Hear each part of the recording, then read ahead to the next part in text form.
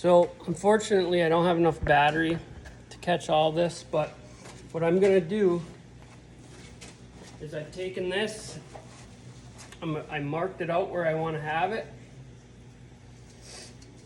We're gonna cut it and then replace this with this. So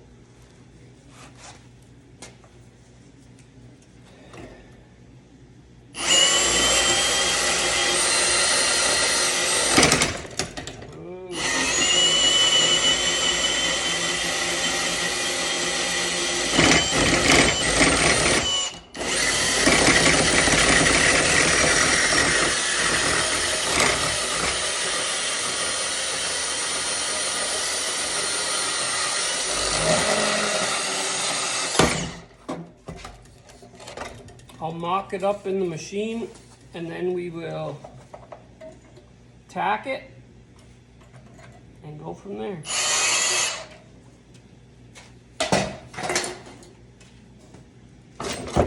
And actually, I wonder if, oh man, that fits right on there too, so we're gonna be in good shape.